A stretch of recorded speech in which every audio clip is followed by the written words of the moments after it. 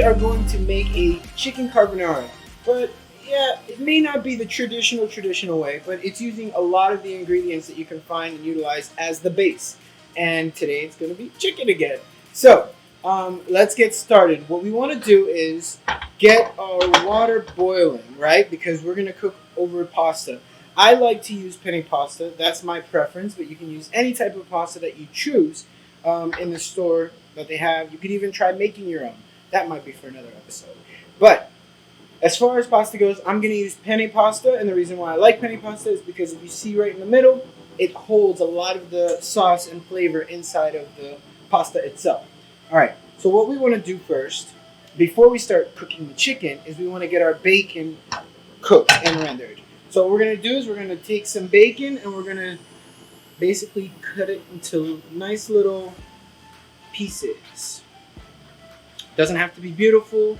What you're trying to do is just get the bacon to cook evenly. So you don't want to go ahead and cook it or cut a big piece and then a tiny piece. Because then what's going to happen is you're going to end up with a lot of raw pieces of bacon, and nobody likes raw bacon.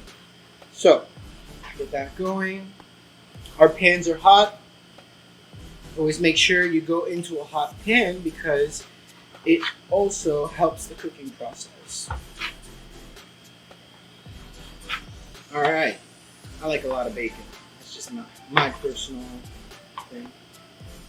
All right, let's get that in the pan. I don't put any oil in the pan, and the reason why is because bacon is full of fat and it has all that love and juice that's already built into it. We're going to utilize that same exact fat when we're cooking our chicken. So it's going to be in the same pan. All of the flavor is going to be basically combined into one. And if you see that there's too much bacon fat, you can get rid of some of it. All right, so while the bacon is going, we're going to go ahead and start boiling our pasta. All right, we got the rolling boil for our pasta. What I added to the pot was just water and then some salt. You want the water to taste almost like the ocean. Don't overdo it, but you want it to basically absorb into the pasta, that flavor. And then I like to add a tiny bit of olive oil into the water itself, right? And that assists with the pasta not sticking together. And a lot of people don't know that if you add a tiny bit of oil to the water, that allows for the pasta not to stick together. All right. I think our rolling boil went down. But we can go ahead because the water's already hot, so we'll get that going. Give that a nice little whoop. Okay. And as you can see, the bacon is doing its magic. Turn up the temperature a bit. All right. So while that is cooking, we're going to go ahead and start dicing up our chicken.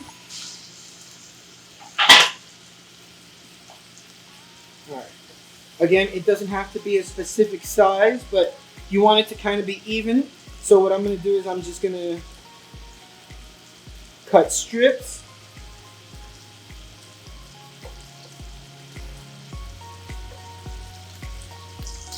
And because it's strips, it's not really a cube. It's more like flat or a rectangle, I guess you could say.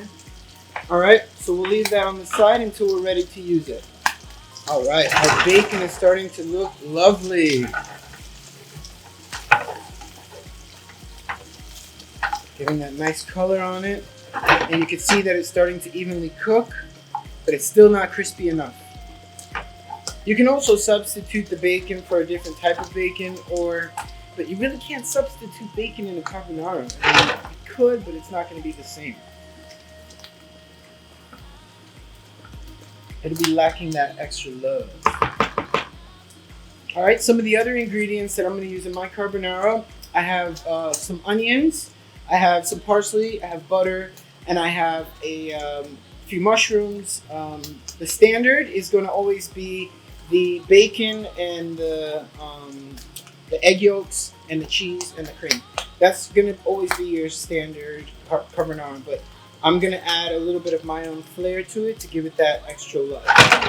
All right, so the bacon already looks like it has amazing color. I don't want it to overcook because we're going to continue to add it later on. So what I'm going to do is I'm going to take the bacon out and I'm going to set it to the side so I can use that later on. All right, and using the exact same bacon fat, you're going to cook the chicken in it.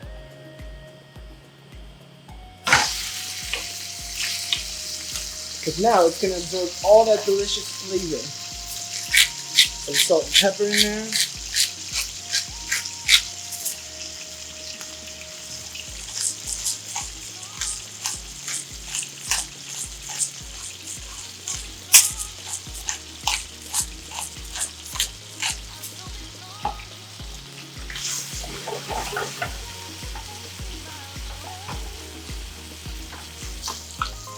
Alright, let's check our pasta. Nope, it's still hard. We haven't gotten to the al dente stage yet.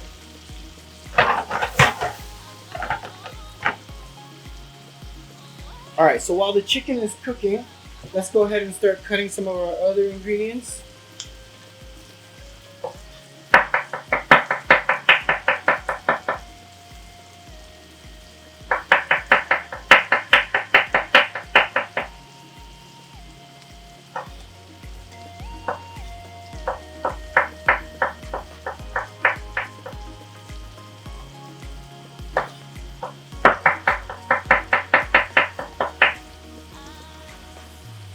Alright, I think that's enough mushrooms. That. Grab some of the onions.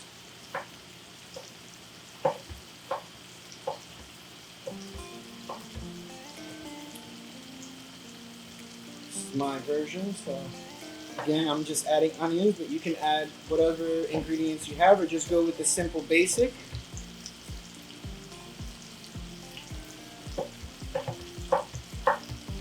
Okay.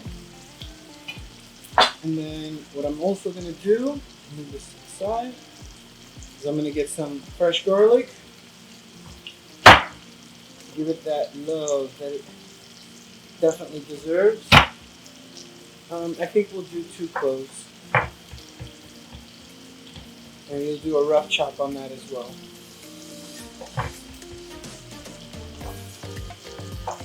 I'm not a big fan of biting into a huge piece of garlic clove.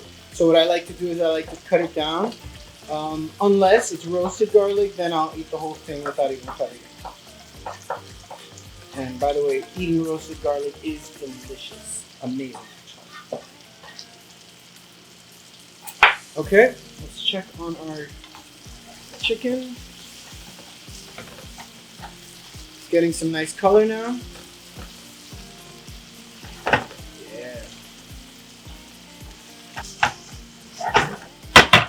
That is looking amazing. Okay, so now that the chicken has that color, what we want to do is we want to check our pasta to make sure that it's at the point to where we can utilize it in the dish.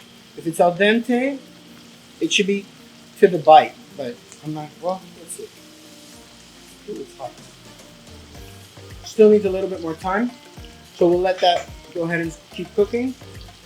And in the meantime, we'll start adding our onions and mushrooms right into the same pan.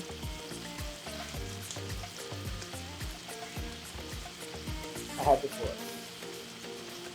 And saute that up.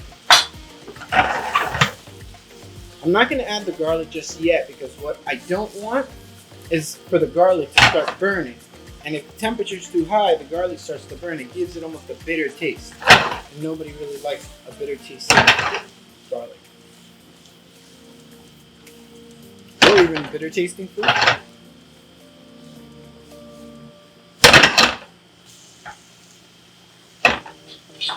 Now from this point, what I'll do is I'll take a tiny bit of butter, not too much because remember it already has a fat inside of it.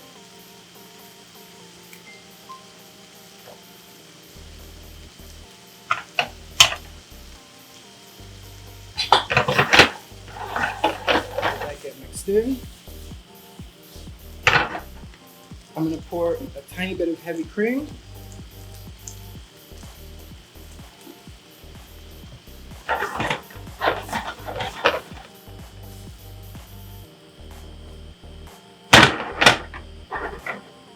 Now I'll add the garlic.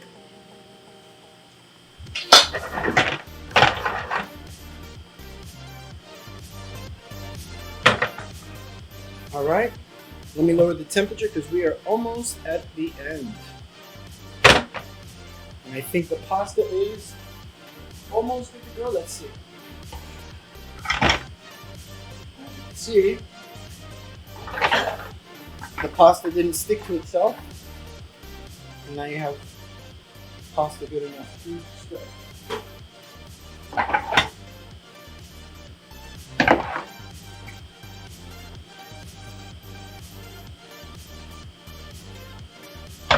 Don't try this at home. No, I'm just kidding. You try it at home. If you make the mess, you clean it up.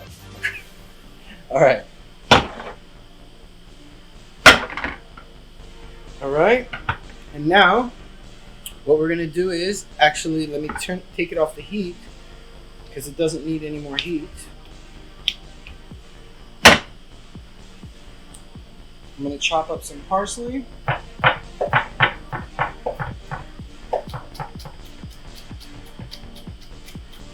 I like to use the stems as well. They're edible as well. Doesn't have to go to the garbage.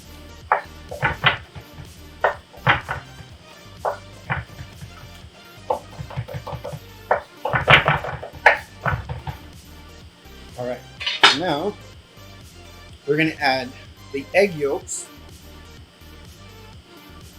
right on top, and we're gonna incorporate it. And it has to be quickly incorporated because what happens is you don't want to make scrambled eggs. So it has to spread evenly within the sauce.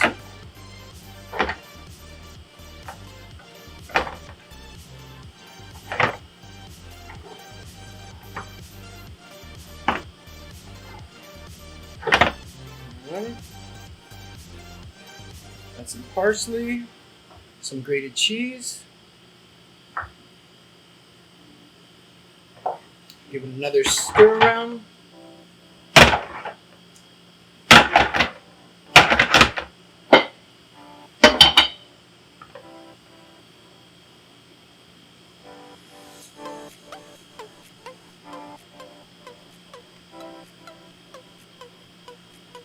Alright, top it off with some of that extra love, that bacon, some more parsley, and more Parmesan cheese. There you have it. Chicken carbonara. Bon appetito.